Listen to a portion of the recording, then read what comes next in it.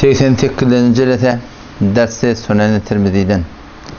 Elhamdülillahi Rabbil alemin. Ve salatu ve selamu ala seyyidina seyyidil enbiyai vel mursalin ve ala alihi ve sahbihi ecma'in. Muhammed Mustafa sallallahu aleyhi ve sellem vakti ki Mekke'ni fethetme Allah. Ummet boluptur. Köpten köp musulman can feda yararlar teyyar bolupturlar Peygamber Hudaý salamyň hytmatyna, huzuruna. Otam şondan bir 10 000 leşker dağı bolup Medine'den Mekke'ye garşyň gaýtýarlar. Tam Peygamber Hudaý salam şo ýolla ya uğramaka 8 neferin adyny tutdy diýär. 8 nefer eger Käbäň galafy diýýär, daşyna köynegi bar aky. Käbäň galafyndan daşyna köynegininden ýaşyp ýatanmasy, ýani Allah diýip duranmasyn, dua diýip duranmasyn, her bir ýagdaýda bolsun diýdigi. Şeýle bir ýagdaýda bolsa 8 neferi Peygamber Hudaý salam öldürün diýip aýtdy. Ondan şondan şolaň arasynda bir näçe nefer bar. Biri Hazreti Vahşi bin Harb şöyle ki Hazreti Hamza radıyallahu anh'ı öldürdü. Otam Peygamber Hudaý salam vakti ki şöyle destur beripdir, beýlençelerin habar da ýetdi otam olara. Ki falanyň ady berigli. Oşonuň biri İbn Khatalli adyna. Peygamber Hudaý salam Mekke'ye baranna habar berdi diye. Sahabalar biri Rasulullah İbn Khatal şeýle Käbäň synynyň Käbäň ýankydaşyna köneginden ýaşypdy. Peygamber oktul öldür şonu diýdi. Şo olar beter dine diýanata gaty bir hyýanat etipdirler. Oşol öldürmeli diýilen adamdan da biri Hazreti Vahşi. O taram Hazret bolupdyr. Gatil Hazreti Hamza radıyallahu anh. O Peygamber Hudaý salam agaty ölenne şeýle bir narahat bolupdyr. Ki şol cinazatyny 70 nefer şol jengi Uhudda şehit bolýar. Şu Hazret Hamzaň jesedi şu cinazanyň önüne duýdy. Yani 70 sefer daha şoňa cinaza kıldyr. Şu kadar Peygamber aleyhisselam şoňa narahat bolupdyr. Hazreti Vahşi meni eşdiýär, gaçyp çykyp gitýär Mekke'den. Otam maňa aýtdylar diýär. Şeýle Muhammed'in şemşiriniň aşagyndan şu öz şemşiriniň taýatynyň aşagyna baramadan başga gaçyp boljak ýeri ýok. Git iman getir diýildi. İman getirsen la ilahe illallah Muhammedur Resulullah diýsen her bir ýagdaýda da bolan taňa da diýmer diýildi. Sallallahu aleyhi ve sellem. Bir rivayette şform gelýär ki Hazreti Vahşi hem ýol oýnady diýär. Näme deýin? Muhammed jeli bar hem öldürecekler beni. Barıp şu taýda iman kelimeni aýtmaly.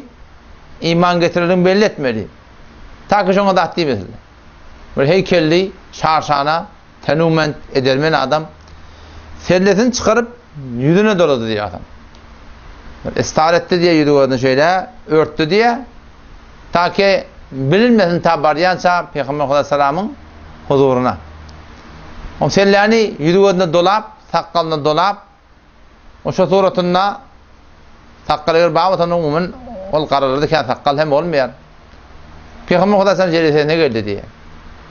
Otam şu suratında tellänçe aýryp duran ýagdaýynda kelimeni aýtmandyr diýim. Eşhedü en la ilahe illallah ve eşhedü enne Muhammeden abduhu ve resulühü. Telle şeýle açylyp barýar. Sahabalar şeýle göz dört böyle vahşi gelipdir, derre guruşlar çykarmandyr diýär. Dopuljaklar, aljaklar. Otam şondan Peygamber salam meh zat diýmän diýipdir. Kelime aýdypdyr da. Zat diýip bolmaýar, her kimde otam. Otam şondan Peygamber Hudaý salam oňa öwrek geldi. Peygamber salam oňa ýylan aýtdy diýe, men agam bir ýolbarsdy diýe. Hazreti Vahşi bir ýolbars ýaly bir. Şu bir daýaw adam işte. Men agam bir ýolbarsdy diýdi Peygamber. Sen şonu näme öldürdün diýdi. Bozok atdy. Sen Vahşi şonu öldürmeli. Akla gelecek kurunda o bir şaşanı bir heykelli Hazreti yani Hamza radıyallahu anhu meydan cengde adam cılevdar demişti. İki kılıç eline, iki kılıç bilen bile koşardı diye. Aynı şey o barşını munna vurup, onunla vurup iki kılıç bilen koşardı diye. Adam övrek gele, ne züldürdün ben abi dedi. Aytsın dedi. Ya Resulullah dedi diye. Hamza bir adamı dedi diye kemene girdi. Şimdi de ortam tizgin duruyan dedi. Mesaj yaşanan korkuyadım dedi. Yöne dedi diye ben seyyedim. Ben başlıklam bana şert etti diye. Ketene kadar azat bulmamadan son başlığının dədetini ya doğunu öldürüyorlar. Dədetini öldürüyorlar son başlığının. Otam son oğlu otam bu arada şert koyuyor. Vahşi son kullanmamıştı. Şeyle şu üç neferden birini öldürsen sen azat diye. Avval kısay Muhammed sallallahu aleyhi ve sellem. İkincisi Hazreti Ali. Üçüncüsü Hazreti Hamza. O ya Resulullah dedi ben şunu bildim diye ki sana yakınlap ben başarım ya senin başında edermen adamlar var. Ben sana yakınlap bilmeyeceğim bildim. Yöne ben elini ödep çıktım dedi. Ben şey elini öldüren deyip çıktım dedi. O zaman adam o zaman sondan niye meydana vardım diye ben öz memuriyetime gittim. Cenk dokul vallahi. O şey darın diyelenlik bu diye cenk hatta. Sonra diye ben elini indirdim diye. Elini daştan gödedim diye eli gördüm yakınlap olacak dedi. Aynı şu gödün böyle şeyler aylanışacaksın kılcayla niye diye. Aslında bir yerde duran aktı. Haydar-ı karrar diyorlar. Karrar diyeni tekrar Kur'an'da diye ayettiği. Şu böyle dokulup vurup yamaşan iyi de kaydıp yamaşan yine dokulayan hayırlar. Gödün aylanışacaksın elini yak şemşireyle diye. Bildim diye bana yakınlap olmuyor dedim. Sonra onun elinde neyse var? Şu bir yerden çemal vuracak da. Kılsa bilen vuruş başlamayacak belli. Bir yerden çemal vuracak şeyden, ya öğünden, ya kaptandan. Bunu Hazreti Ali bana yakınlap olacakken. Ne deyin? Hamza'nı o dedim diye. Orada Hamza iki eline şemşir. O zaman kurtanın üstünde sötör morgun. Yani ki perlini tırptır. Aynı var akıyım. Bir sade dille etsem konmayın yalak. Şu önüne geliyor adam doğrak geliyor diye. Tevure öyle kendi işi yok diye. Önüne ne mi tevuriye diye. Ama sonra diye daha sonra bukunup bir çem tapıp sonra diye okum yani ki neydemi güllep diye belledim diye doğru karnından sürdü diye. Karnının eteğinden göbeğinin eteğinden gitti. O taraftan çıktı diye. Şu yağdaydı diye bana dofurlu diye orada. İmins. Korkup diye kaçtım diye sonra. Ama iyi diye yıkıldı diye. Peygamber sana aydıp tutuştu. Ağzını yazıldırına. O zaman sondan evlilik kayıttım diye anından Bibi Hint geliyor. O Müslüman olursa bırakın mezi. Hazreti Ebu Sufyan radıyallahu anh'ın dini anlatı. Onun sonundan kurtağın yardı diye, kurtağın yardım diye. Kulağın kesiye, burnu kesiye. Şüpharın malakıyım bir betçek diye Hazreti Hamza'nın. O şu tuğratından kurtağını kesip de o şu ciğerini çıkardı diye. O şu dini ana Bibi Hint şu ciğer diye dişledi diye sonra. Allah'ın emrine daş oldu şu ciğer sonra. İyice koptur da şunu. İçi yanıp başına şöyle famillerine bir öldürgülü. Şunu şey deyip ama daş oldu Allah'ın emrine o diye iyi bilmedi diye. Tükürttür adam. O zaman şu tuğratını ya Resulallah öldürdüm dedi. Peygamber Aleyhisselam eştivati, sahabalar eştivati. Peygamber ona dedi ya gayib anni veçhek. Yüzün benden tav dedi. Yani yüzün ben seni görmeyin deyiptir da.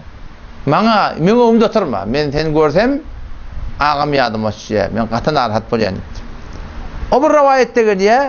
Hazreti Vahşi şu tevreklerde gelip veren vaatlarına o Peygamber Aleyhisselam eline çıkıptır. Öldürme vaatından öldürmekten çıkıptır. Kaçıp gidiptir. Bir Peygamber Aleyhisselam onun diye davet vermekten çıkayım diye birini iyi verdi diye öyle. Ki gidin Vahşi aydın. Gidin Müslüman mı olsun? Bu başka bir rivayet. O Huday Tebarek ve Teala şunu başlayacak diyen gurunu Peygamber ona diye peygamber verdi. O zaman onlar kafir de olsa Kur'an'dan eşitse Kur'an'dan yadalarlamıştır. Kur'an'dan düşünürlemiştir. Sonra Peygamber Aleyhisselam ona peygamber verenle o da Peygamber Aleyhisselam peygamber verdi diye. Sen ne yapar beni İslam'a çağırıyorsun? Sen ne yapar İslam'a beni çağırıyorsun? Halen kesin kelamullah'ında var. Siz ödünü de ihtiyarsanız. Ki bir adam ki Allah'tan gayrı ibadet etse, şirk getirse, o nahak kan yoksa, o zina etse, o şöyle adam Allah Tebarek ve Teala azap verecek. O şeyle bir ebedi cehennemde var Rahim suratında var. zelil harbi kalacak. Sen ne yaparım bana davet ver yani. Kur'an'da şan ayet yani Sure-i Furkan'da geliyor. وَالَّذ۪ينَ لَا يَدْعُونَ مَعَ اللّٰهِ إِلَٰهًا آخَرَ وَلَا يَقْتُلُونَ النَّفْسَ الَّتِي حَرَّمَ اللّٰهُ إِلَّا بِالْحَقِّ وَلَا يَزْنُونَ وَمَنْ يَفْعَلْ ذَٰلِكَ يَلْقَ أَثَامًا وَالَّذ۪ينَ لَا يَدْعُونَ مَعَ اللّٰهِ إِلَٰهًا آخَرَ O erkeklerin anları ki Allah'tan gayri başka bir ilahi ibadet etmeyenler, başka bir ilaha Allah Teala'ya şerik getirmeyenler. وَالَّذ۪ينَ لَا يَدْعُونَ مَعَ اللّٰهِ إِلَٰهًا آخَرَ O erkeklerin anları ki Allah'tan gayri başka bir mabudu ibadet etmeyenler. وَلَا يَقْتُلُونَ النَّفْسَ الَّتِي حَرَّمَ اللّٰهُ إِلَّا بِالْحَقِّ Nahakta kan dökmeyenler eğer öldürseler de meydan cengde hak öldürüyorlar ya kısas öldürüyorlar. وَلَا يَزْنُونَ O erkeklerin anları ki zina etmeyenler. وَمَنْ يَفْعَلْ ذَٰلِكَ يَلْقَ أَثَامًا Her kim şeyse şu günahlara müptela olsa ona neyle kemmalahim Allah'tan cezası yeter diye. يُضَاعَفْ لَهُ الْعَذَابُ يَوْمَ الْقِيَامَةِ Erti kıyamet gün do beraber şulardanlara azap verecek Allah Teala diye. يُضَاعَفْ لَهُ الْعَذَابُ يَوْمَ الْقِيَامَةِ وَيَخْلُدْ ف۪يهِ مُهَانًا Zelil harbi sonuna kalacak diye. Sen ben ne yapar İslam'a davet veriyorsun diye. Ben Allah Teala'ya şirk getirirli. وَمَنْ نَحَقْ adam öldürür Hazreti Hamza'nı öldürtür. وَمَنْ nittiye naud billah zina ettim diye. Sen ben nittiye ne yaparım şufarım İslam'a çağırıyor tamam. Hayır. Şuratla bilen ayeti güvenliğe bana rahine zati bağ mı deyip. On Peygamber sana haberi veriyordu. Ola şey deyipti. Allah Tebarek ve Teala ne kadar mihriban olmuş. Ne kadar mihriban Peygamberin ağasını öldüren adamı Allah Teala bağışlamakla irade ediyor. Eğer tövbe et. Yamaçada Allah Teala ayet Kur'an inir diye. İlla men tâbe ve âmene ve amile amelen saliha فَاُولَٰئِكَ يُبَدِّلُ اللّٰهُ سَيِّئَاتِهِمْ حَسَنَاتٍ وَكَانَ اللّٰهُ غَفُورًا رَحِيمًا O günahlar zahine boluptur ki emma illa meğer o adamı ki yerine ne ki men tâbe tövbette ve amene iman getirip ve amile amelen saliha şerigate ve amel salihette فَاُولَٰئِكَ يُبَدِّلُ اللّٰهُ سَيِّئَاتِهِمْ حَسَنَاتٍ Allah Teala şu cemaatin, has şu cemaati ki bakın tövbeti tövbe olsa şerigate ve sonra doğurdursa يُبَدِّلُ اللّٰهُ سَيِّئَاتِهِمْ حَسَنَاتٍ Allah Teala onun günahlarını sevaba tebdil edecek. İnni ne diyen Hamza? İnni ne diyen Vahşi? İnni ne diyen tövbe çekmeyecekken? Onu olaydı diye Allah Teala illa men tâbe tövbe edip iman getirip amel salih edip şert ettir. Ben amel etmeyeceğimi dedi. İnni ne etmeli? O zaman Huda Tebarek ve Teala yeni ayetinde diye. İnna Allah la yaghfiru en yushraka bihi. Birçok Allah Teala her kim Huda Teala şirk getirirse şunu bağışlayacak ya ve yaghfiru ma dun zalika limen yasha. Şirkten başka her bir günah varsa Allah size bağışlayacak dedi. Gidin tövbe et. Olaydı diye Huda Teala limen yasha halanını bağışlayacak dedi. Men ona şamil bolur ya bolmur. Bu da belli dedi. Onun bir yandan Huda Teala yeni ayetinde dedi. Ya ibadiyellezine esrafu ala enfusihim ey bendelerimi ki diye Allah Teala. Ey bendelerimi ki nefsine zulmettiniz. Her bir günah edip dursan ne kadar günah karşılık olup durur. La taqnatu min rahmetillah. Allah'ın rahmetinden namit olmayın. O ne mi deyip? İnnallaha yaghfirud dunube cemi'a. Birçok Allah Teala günahların hemmesini bağır yağmurlardan mahsusacak. İnnehu huvel gafurur rahim. Allah bağışında o mehreban. Sen tövbe oldu. Kamil olursan, Huda Teala hukukunu eda etmeyen dursan, mahlukunda zulmedemezsen, onda hukukunu eda etmeyen dursan, Allah Teala bağışlayacak dedi. Vahşi ayette diye, inni bolya dedi. İnni şoför motor dedi diye, men Müslüman bolya dedi. Muhtemelen sahabeler soraptır ya Resulullah, şu ayet var vahşi hakkında mı? Şu tertip meratibi ki aydınlı. Şu vahşi hakkında mı? Onu yok. Peygamber ayette diye şu ayet hem Müslümanlara şamil etti. O şatayda Müslüman doğun, bizim yaşayışımızda, zendegimizde bolmaya diysen de günah karşılık boluyar. Her form yanlışlık bolmaya diysen bizde boluyar. O şataydan haydi bir günah karşılık bolunna Peygamber Huda Sallam mübarek sözü var. Ma min abdin yudnibu zemmen hiçbir bende yok günah etsin diye. Günah edenden sonra ondan sonra emesin, onun gitsin, dehet kılsın, 2 rekat nefil namazı okuysun, Meğer ki Huda Teala bağışlayacak deyiptir. Haydi bir günah olsa Ne kadar olakan günahkarçılıkta olsa Allah Teala utanışın bağışlayacak bir şeydir ki ne mi? Tövbamız tövbeye halisana olsa. Eğer hakkın nasıl olsa onu ne etmek gerek? Onu hem öz ayına ödemeklik gerek. O şartında öde maksat ne Müslümanlık olur? Maksat cennete varmalı. Ebedi yaşayış şurada. Bu dünyanın şu kıyınçılıkları, şu narahatıyla berdاشت etmeklik dünya Allah Teala'nın radilığını cennette ele getirirsin dehmet çekmeli. Peygamber Huda Aleyhisselam şol cenneti övüptür ta bennelere şu dünyanın kıyınçılıklarını çekmeklik asan olsun. Şu an kargar işliyor da nemeden çüreyim? Ol günün ahırına, ya heften ahırına, ya hemen kargalarda karhanın işleyen ne için? Ol ahır seri borçta ne kıyınçılıklar çek geldi. Nemeden çüreyim ki şu da bir padaşı var. Şu da bir kireyi verilecek tabi de. O şu dünyada kireyi hakikatte eğer biz Huda bilen Peygamber'e uğrayasak hem bu dünyada başın bir çetçağı değil, o dünyada da ebedi Allah Teala ne edecek bu da bir cennet verecek. Peygamber sonra övüptür adam. Kâle Resulullah sallallahu aleyhi ve sellem Peygamber sallallahu aleyhi ve sellem ehlul cennet jordun mordun nit. Ehl-i cennet yani bedenlerine bir kullen kılb olacak derdi. Beden kullen koltuk olsun, baldır olsun, buğut olsun, kursak olsun, suratında gerçin defeleri olsun, kullen saf sade suratında emmalları acret yani bimu olacak, mordun takkası olacak dedi.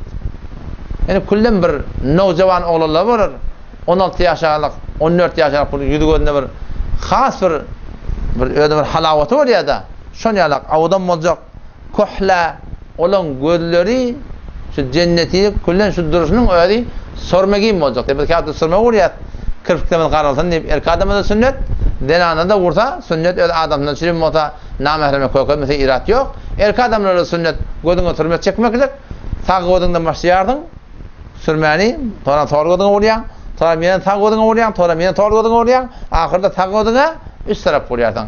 Sağ gözünden başlayardın sağ gözünden tökülüyardın sağ gözüne üst taraf vuruyor sağ gözüne ne taraf vuruyor iki taraf vuruyor.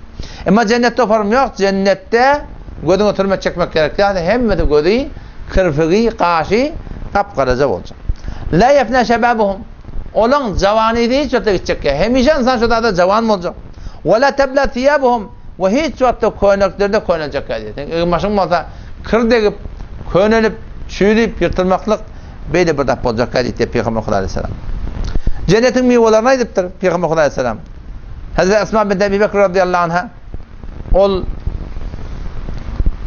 aytiya ki men Peygamber Aleyhisselam'ı eşittim diye Siddetul Muntaha deyip bir dappa Peygamber Aleyhisselam bir gün yaşan Siddetul Muntaha'dan görünmedi diye.